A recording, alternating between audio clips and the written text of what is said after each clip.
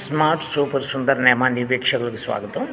ఈరోజు నేను మీతో మాట్లాడబోయే అంశం, అమెరికా నూతన అధ్యక్షుడిగా ట్రంప్ ఎన్నిక కావడం జరిగింది. ఎన్నిక అవుతూనే వెంటనే అక్రమ వలసదారుల్ని ఆయా దేశాలకు పంపించేయాలి అనేటువంటి ఒక నిర్ణయాన్ని తీసుకోవడం జరిగింది. ఆ రకంగా నిన్న కొంతమందితో కూడినటువంటి ఒక సైనిక విమానం మన ఇండియాలోని అమృత్సర్కి ఒక విమానం చేరుకుంది. అందులో 104 మంది విద్యార్థుల్ని పంపించింది.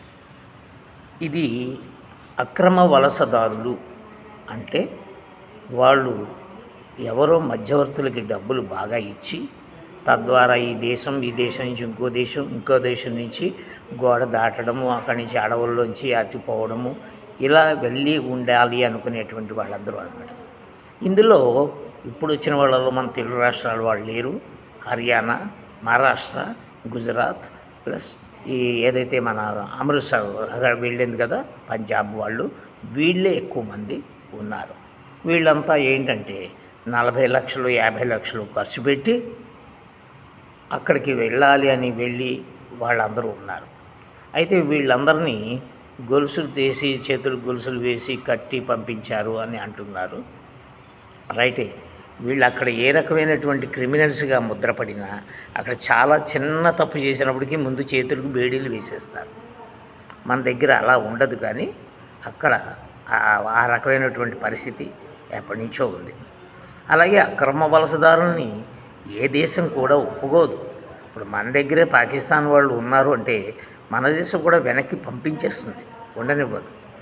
వాళ్ళు ఖచ్చితంగా ఆయా సంబంధిత వీసాలతోటి ఇక్కడ వేరే దేశాల వాళ్ళు చదువుకుంటూ ఉండొచ్చు. అంతేగాని అక్కడ ఉండి చదువుకుంటూ వేరే వాటిలో పనిచేయడం అనేటువంటిది అది అక్కడ పెద్ద తప్పు అన్నమాట. ఒకవేళ నువ్వు చదువుకుంటూ ఉన్నటువంటి దాంట్లో ఏదైనా ఉంటే అందులో చేయడం, లేదా చదివైపోయిగా అందులో చేయడం, ఇలా ఏదైనా చెయ్యాలి. అంతే తప్ప పార్ట్ టైం ఉద్యోగం అనేటువంటిది చేయకూడదు. అందుకోసమే పద్ధతిగా దీనికి వీసా డాక్యుమెంట్స్ అవన్నిటినీ కూడా ఈ మధ్యవర్తుల ద్వారా, బ్రోకర్స్ ద్వారా వెళితే ఇలాంటి కష్ట నష్టాలు లేకుండా తెచ్చుకుంటారు. ఇది ఇప్పుడే ఆగదు. ఇంకా మన వాళ్ళు 18,000 మందికి పైగా ఉన్నారంటున్నాడు. ఇంకా ఎక్కువ మందే ఉండవచ్చు. కానీ మెల్లమెల్లగా ముందు ఏంటంటే నేరస్తులుగా ప్రకటించబడిన, తప్పులు చేసిన అలాంటి వాళ్ళందరినీ ముందుగా పంపించేయడం జరిగింది. తర్వాత 1 by 1 చదువు అయ్యి ఖాళీగా ఉన్నటువంటి వాళ్ళకి ఇంకా వీసా దగ్గర పడుతున్నటువంటి వాళ్ళని కూడా తర్వాత రోజుల్లో పంపించేయడం జరుగుతుంది. ఇది అన్ని దేశాల మధ్య జరిగేటువంటి ఒప్పందమే. ఇదేదో కొత్త విషయం ఏమీ కాదు. కాకపోతే ట్రంప్ వస్తూనే నిర్ణయం తీసుకోవడం కొంత జీర్ణించుకోలేకపోతున్నాం, అంతే తేడా. ఇవన్నీ కొంతవరకు ఆలోచించాలి ప్రజలందరూ కూడా. ఈ అమెరికా లాంటి దేశాలకు వెళ్ళేటప్పుడు ఇప్పుడు ఇందులో కేటగిరీస్ కూడా ఉంటుంటాయి. కొంతమంది అప్పులు సొప్పులు చేసి పంపించేస్తూ ఉంటారు. కొంతమంది వెల్ సెటిల్డ్ ఫ్యామిలీస్ ఉండి వాళ్ళు ప్రయత్నాలు చేస్తూ ఉంటారు. వాళ్ళ ప్రయత్నాల్లో పర్వాలేదు, కానీ వీళ్ళది చాలా నష్టదాయకం అన్నమాట. నేను నిన్న దిగినటువంటి C-17 విమానంలో వచ్చినటువంటి వ్యక్తులతో నేను అడిగినప్పుడు వాళ్ళ గురించి తెలుసుకుంటుంటే 40 లక్షలు 50 లక్షలు మధ్యవర్తికి ఇస్తే వాడు వయా బ్రెజిల్లో ఏదో తీసుకుని వెళ్ళి కొద్ది రోజులు అడవుల్లో ఉండి అలా వాళ్ళు అమెరికాలో ప్రవేశిస్తూనే పోలీసులు పట్టేసుకున్నారు. వాళ్ళని ఈ C-17 అనేటువంటి ఈ విమానంలో వాళ్ళని ఎక్కించి ఇక్కడ పంపించడం జరుగుతుంది. కానీ వాళ్ళు ఎక్కించే వరకు వాళ్ళకి తెలుసు మేము ఇండియా వచ్చామన్న విషయం పాపం దిగాక కానీ తెలియదుట వాళ్ళెవరికి కూడా.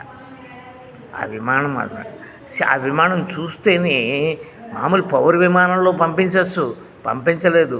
ఎందుకంటే ఈ సైనిక విమానం చాలా ఖరీదైనది యాక్చువల్గా. అయినా సైనిక విమానాన్ని ఎందుకు వాడాడంటే దాన్ని చూస్తేనే ఒక రకమైన భయంగా అనిపిస్తూ ఉంటుందన్నమాట. వాడు దిగినాక ఇండియాలో దిగాము, మనం అమృత్సర్లో దిగామన్న విషయం అప్పుడు తెలిసింది. అంతవరకు వాళ్ళు ఎక్కడికి తీసుకెళ్తున్నారు ఏమిటి అన్న విషయం కూడా ఆ ఎక్కినప్పుడు వాళ్ళకి తెలియదుట. దిగాక వాళ్ళు చెప్తున్నారు అనమాట. వాళ్ళు అదే అంటున్నారు, మేము 40 లక్షలు 50 లక్షలు ఖర్చు పెట్టామండి, ఇప్పుడు అది పోయినట్టే. అమ్మాయి పెళ్లి చేయాలనుకున్నాం, అది కూడా చేయలేని పరిస్థితిలో ఉన్నాం ఇప్పుడు అని చెప్పారన్నమాట. సో ఆచితూచి చెయ్యాలి ఇలాంటి పనులు. అమెరికా అంటే ఏదో ఉంది కదా వెళ్ళిపోదాం, అక్కడ ఏదో ఉందంటే ఇది ఏమన్నా పక్కన ఉన్నటువంటి కరీంనగర్, జగిత్యాల ఇలాంటి ఊళ్ళో ఏంటి అమెరికా అంటే? అందులో అగ్రరాజ్యం. అగ్రరాజ్యంలో ప్లస్ అక్కడ ఏంటంటే నిజంగానే మనకు అక్కడ మంచి వెసులుబాటు తిరిగి మంచి ఉద్యోగం దొరికితే సెటిల్ అయిపోవాలి అని చెప్పి బాగానే ఉంటుంది. కానీ వాళ్ళు మాత్రం ఎంతవరకు ఊరుకుంటారు? వాళ్ళ ప్రజలకు వాళ్ళు ప్రాధాన్యత ఇచ్చుకుంటారు కదా ముందు, వేరే దేశాలకు ఎందుకు ఇస్తారు? అందుకోసం ఎప్పుడైనా ఎవరైనా వెళ్ళాలి అని ప్లాన్ ఉంటే కనుక పద్ధతిగా అన్నీ ఉండి దానికి తగినటువంటి టోఫెల్, గ్రే ఇలాంటివన్నిటిని కూడా పాస్ అయ్యి అన్నిటినీ సమకూర్చుకుని మనకి ఎన్ని ఉన్నాయి డబ్బు చూపించాలి, అది ఇన్సూరెన్స్ చూపించాలి, నువ్వు ఏ కాలేజీలో చదవడానికి వెళ్తున్నావో ఆ కాలేజీ చూపించాలి, ఆ కాలేజీ మంచిదా కాదా అనేటువంటి విషయాన్ని వాళ్ళన్నీ పర్యవేక్షిస్తారు. కొన్ని డమ్మీ కాలేజీలు ఉంటాయి, అవి కూడా మన దగ్గరలాగే. కాబట్టి ఈ విషయాలను ఆలోచించి వెళ్ళండి. ఎందుకంటే అంత్యనిష్ఠూరం కంటే ఆదినిష్ఠూరం మేలు కదా. ఒక్కసారి విదేశాలకు పంపాలనుకున్నటువంటి తల్లిదండ్రులు లేదా వెళ్ళాలనుకున్నటువంటి పిల్లలు కూడా ఈ విషయంలో చాలా జాగ్రత్త వహించాలి. వీటిపైన ఇలాంటి పరిస్థితులు, గత పరిస్థితులు ఇప్పుడు ఉండే అవకాశాలు ఎంత మాత్రం లేవు. ఇదే నేను ఇవాళ మాట్లాడాలనుకున్న అంశం.